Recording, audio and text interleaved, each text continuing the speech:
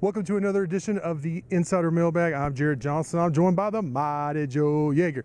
Mighty Joe, man, we kind of ducked inside here. We're actually in the beautiful SPC Sports Performance Center here, kind of trying to get out of the heat, this August heat here in Texas. But how are you doing, man? Yeah, doing good, man. It's a good idea coming in here because it's plenty sticky in West Texas in August. For some reason, it's sticky out there, but it's nice and climate controlled in here. No complaints. Yeah, every August I'm glad I'm here instead of like Dallas, where I grew up. Because man, talk about sticky. But they're actually, and speaking of sticky, Tech's going to be in Houston here just in a day. So, man, a lot of great questions from y'all this week. Let's dive into them. First one comes from WC Red Raid, who wants to know, what do you believe Tech's advantages are against Ole Miss? Yeah, well, I think Tech probably has at least a modest advantage in its run game versus Ole Miss's run defense. I mean, they were terrible last year against run 270 a game, I think, and they've probably improved. But even if you've improved, you're on the floor, right, to start off with. So I think Tech should be able to make some hay in that part of the game. I think Tech's going to have an advantage in the kicking game. Wow. They've got. That would be nice. I know. I trust in Hatfield for one thing. Panazzolo is going to be better.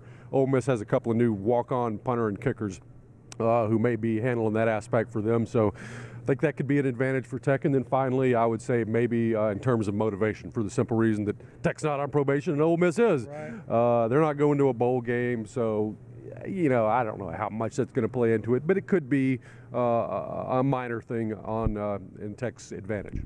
Yeah, I agree with all those. I'm not sure about, like, I'm kind of have a believer when I see it in the kicking game, but it intellectually, I see what you're saying. But no, I want to stress just in the trenches. I think this is really weird when you think about a Big 12 team versus an SEC school. You think of the SEC team having more of an advantage in the trenches, and the Big 12 team having kind of a skill position advantage. Actually, I think it's opposite for this one, which is, like I said, kind of weird. But I think Tech's offensive line, of course, they bring back their whole starting offensive line. It's a good group.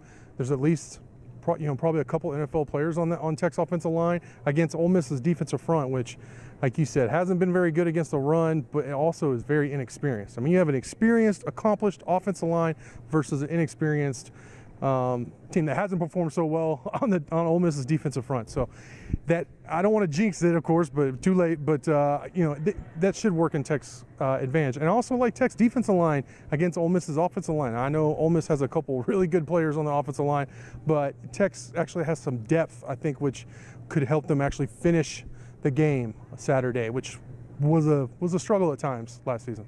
OBX Raider wants to know, what do we hear about the Ole Miss offense and defense? Well, offensively, the most obvious thing is their receiving core. Huge guys, fast, athletic. A.J. Brown. And then Marcus Lodge. DeMarcus Lodge. Yeah, that's right. And then another guy as well, Metcalf, I believe is his name. All these guys are going to be playing on Sunday. I don't think there's any doubt, and they're all going to be first-day draft picks, first round possibly, at least with a couple of them. So Tech's going to have their hands full with a depleted secondary. That's going to be an issue. So offensively, that's what you're looking at. Defensively, I don't think there's anything about Ole Miss that really scares you. I mean, it's probably kind of the opposite. Is that where is their strength? I think they've got a fairly veteran secondary. They do. They do have a veteran secondary. Right. But outside of that, I mean, they're very young at linebacker. They didn't do anything on the defensive line last year. So, I mean, your offense, if you're going to do some good this year, this is a good way to start it out with, because this is an opponent you should be able to gouge. All right, this is a good one from Radar 1. He wants to know, if Tech wins the toss, will the Red Raiders receive or defer to the second half? And does the improved defense influence this decision? I mean, I think the Cliff is going to cliff, and I think he wants the ball. He wants as many possessions as he can possibly have. And I don't think, he recognizes that his defense has gotten a lot better, and he's thrilled with that, but I think he's still an offensive guy. He wants the ball, give it as often as possible. And he has a lot of confidence in that offense. He has a lot of confidence in himself and what they're going to do, and he believes they're going to score points. The more possessions, the more opportunities you have to score points. Yeah, I'm going to disagree, actually, because I think there was a couple, I don't know if it was the Texas game or the bowl game think maybe it was the Texas game where they deferred. I think it was like the first time I could ever remember. And so I think he may surprise some folks. And the whole thing's been about finishing. I think he may want the ball in the second to start the second half to help, kind of lean on Ole Miss's defense. And with Tech's ball control offense, I can't believe I'm saying this, but that's what I'm thinking we're going to see.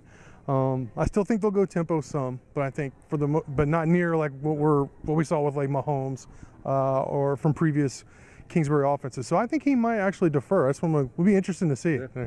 I think it's a coin toss though. Oh, did you get that? Yeah. That was funny. There was an awkward pause. Texan 44 says it's game week and the Red Raiders are undefeated. Here on Inside the Red Raiders, do we feel like we have provided too much Kool-Aid, too little, or just right? Well, I'm going to say just right, of course, but what do you think? Yeah, I mean, in my case, it's not a matter of pumping out the right amount of Kool-Aid or anything like that. Right. It's just a matter of trying to be as honest as you possibly can be. And, I hope that anything I've said and written so far reflects what I really believe is going to happen and what the state of the program and the team is right now. Whether that's too much or too little for some people, I don't know. But to me, honesty is what it's all about. I think we may have actually provided a little too much because I believe you have added, I don't want to give it away, but I believe you've added at least one win to your original win total, right? Well, last time I talked to you? Last time you talked, but the thing is, we've got a written piece, an in print coming out. Don't give it away. Yeah, well, you'll see. So I won't answer that. But yes, you are feeling a little better than you did, let's say, before fall camp. Let's put it that way. Yeah. Although that may or may not be reflected in the final record of the season. He's switched back, folks. All right, From Syntax asks, how important do we think this game is to the season and to Kingsbury's future? He says, he knows you can never base it on one game, but a bad loss, really could seal the deal on everything. Yeah, well, I mean, to me, the most important thing about this game, look, losing a squeaker to an SEC team on a neutral site or what is supposed to be a neutral site, it isn't going to kill you.